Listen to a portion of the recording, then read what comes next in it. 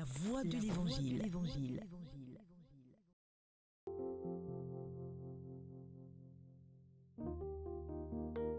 Paix et joie. Frères et sœurs, nous venons d'écouter la parole de Dieu. Nous venons d'écouter ces textes qui, en ce jour, voudraient nous inviter à une plus grande vie en Dieu. Déjà, lorsque Saint Jean, dans sa seconde lettre, s'adresse à l'Église, il dit à la dame, aimée de Dieu, et à ses enfants que j'aime en vérité. Donc, il s'adresse à vous, en vous disant d'abord dans ses premiers mots de salutation qu'il vous aime. Qu'il vous aime. Et il a beaucoup de joie à trouver plusieurs d'entre nous qui marchions dans la vérité, selon le commandement que nous avons reçu du Père. Oui, ce commandement dans l'Église, tu la connais, et tes enfants le connaissent. Aimez-vous les uns les autres. Aimez-vous les uns les autres, comme je vous aime. Oui. Frères et sœurs, ce Père nous invite dans un premier élan à nous aimer. À nous aimer.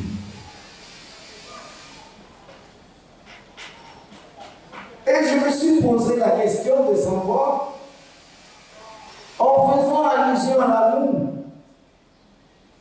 qu'est-ce que Saint Paul voudrait que nous fassions?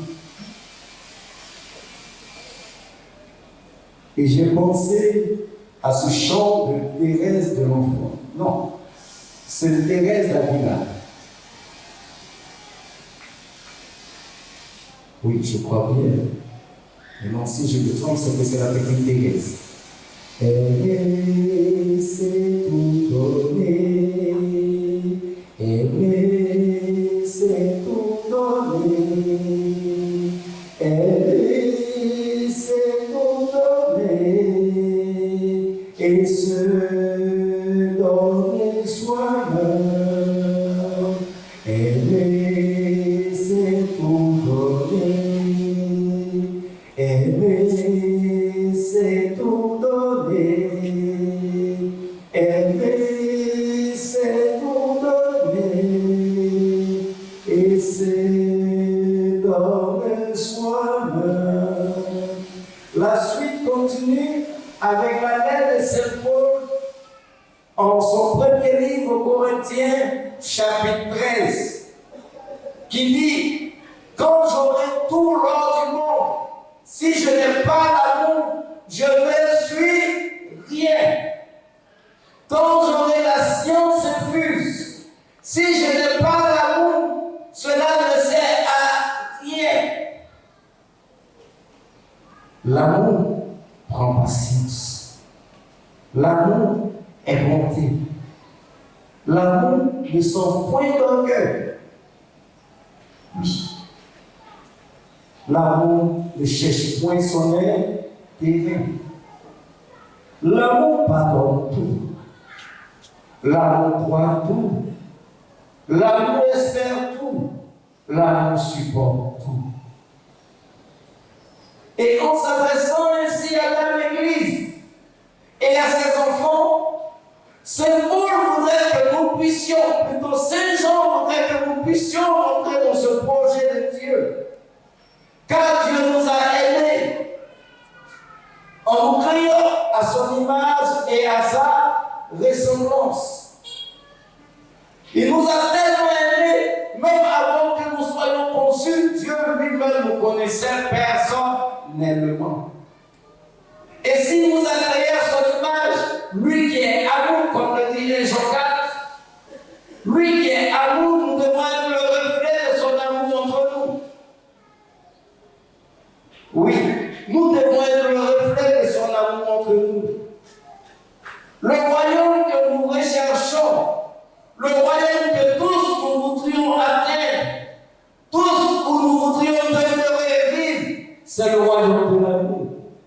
royaume de Dieu. Oui, le royaume de l'amour.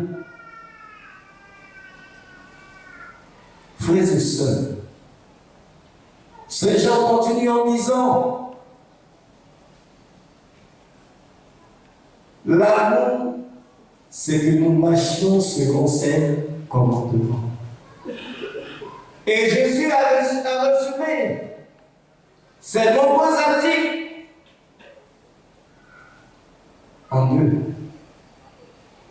Aimer Dieu de tout son cœur, de toute son âme, de toutes ses forces, et plus que tout, et aimer son prochain comme soi.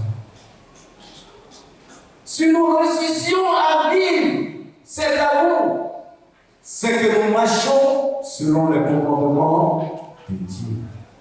Oui. L'amour, c'est que nous marchions selon ses commandements.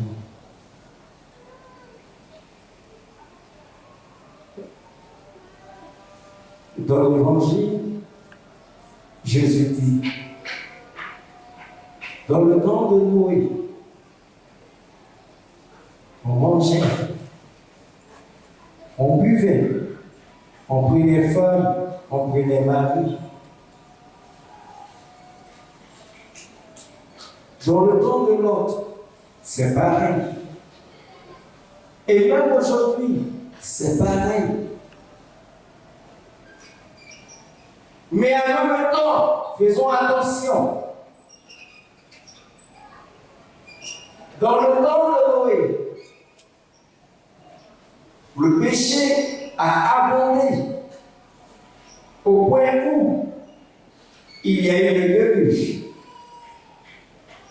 Dans le temps de Lot également, il y a eu cette pluie de feu et de soufre. Et ce sera pareil également pour notre temps. Ce sera pareil pour notre temps. Ce message n'est pas un message de malheur. Non. Jésus n'est pas venu nous attirer au malheur. Mais un message d'avertissement. Une supplication de sa part. Pour que nous puissions quitter le péché et espérer entrer dans sa demeure. Oui. Et il précise.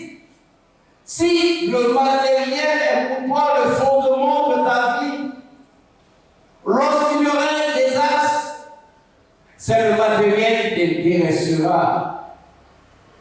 Alors, le désastre viendra tomber sur toi. Celui qui est prêt à tout laisser pour Dieu paie sa vie ici-bas, mais gagnera le royaume des cieux. Oui, frères et sœurs. Et il continue. Tu seras au champ et tu te rendras compte qu'il y a une catastrophe. Est-ce que tu chercheras à retourner au village d'avant pour aller te rassurer que la maison va bien, tout va bien, ou tu chercheras à gagner ta vie d'abord? Oui, frères et sœurs. Est-ce que tu chercheras à gagner ta vie, celle de Dieu, ou tu t'intéresseras à amasser au maximum des biens de ce monde? Nous sommes tous interpellés. Lorsque je fais la corrélation entre ces deux textes, ces gens nous invitent à simplement marcher dans la voie du Seigneur en prenant comme premier support l'amour. Et Jésus qui nous dit, marchez dans ces voies et pour toi la voie du salut. Persévère. Ne cherche pas à amasser pour amasser. Non. Cherche d'abord le royaume des cieux et tout sera en surprise pour toi. Nul parmi nous ne connaît ni l'heure, ni le moment où le voleur entrera chez lui. Le voleur, ici, vous voyez cela comme la mort. Oui. Nul ne sait ni l'heure, ni le jour où la mort viendra frapper à nos portes. Et soyez rassurés, tous nous passerons par ce chemin. Mais comment? Là, la question. Et après ce chemin, où sera notre destination? Là, la question. Mais pour que notre destination puisse être celle voulue par Dieu, nous sommes invités à vivre la vie. Nous sommes invités à vivre selon les préceptes du Seigneur. Nous sommes invités à vivre selon ses recommandations, c'est-à-dire sa loi. Oui. Même celui qui pense ne rien posséder a suffisamment de biens à partager avec l'autre. Oui. Même celui qui pense ne rien posséder a suffisamment de biens à partager avec l'autre. Est-ce que vous savez que souvent, l'on cherche simplement un sourire, l'on cherche une compagnie, l'on se cherche un vrai ami. Oui. Habituellement, on a cette impression qu'avec l'argent, avec le matériel, on a tout ce dont on veut. Non, c'est faux. C'est faux et faux. Tu peux avoir les lumières du monde, mais tu auras autour de toi que des hypocrites. Tu auras autour de toi des personnes qui sont en train de mijoter ta mort. Tu auras autour de toi des personnes qui t'accusent et qui sont prêts à te poignarder dans le dos. Par contre, tu peux être pauvre et avoir de vrais amis qui portent avec toi la souffrance. Et c'est ça que nous devons désirer. Non la pauvreté, mais l'amitié en Dieu. Et comme le dit ce beau chant, le vrai ami qui, malgré ma souffrance, ne m'a jamais laissé, c'est Jésus. Oui. Parmi nous, ces personnes malades, tout ce que leurs parents peuvent faire, c'est leur acheter des médicaments. Mais souvent, les médicaments sont impuissants.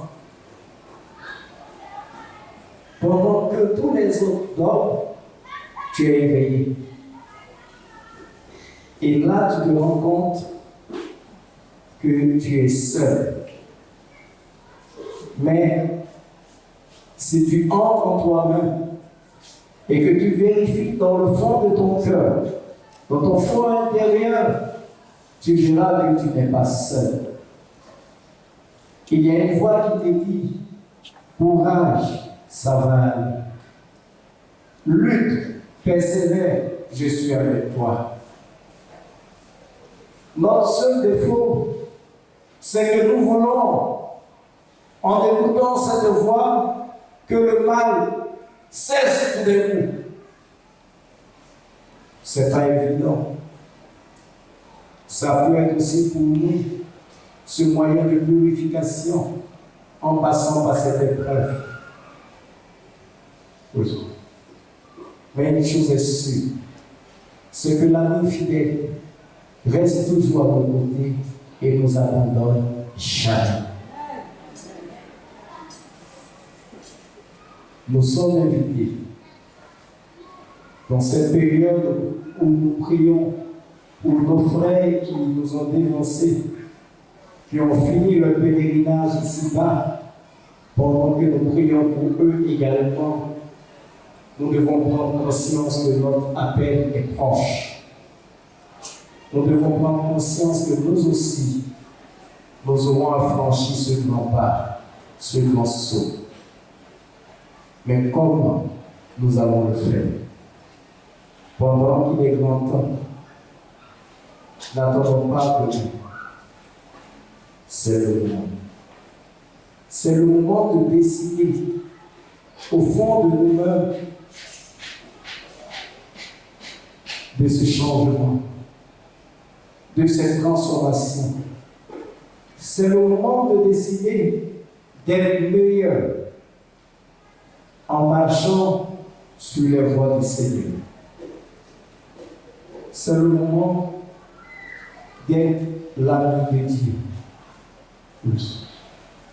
Et enfant de l'Église. Le moment est indiqué. Maintenant,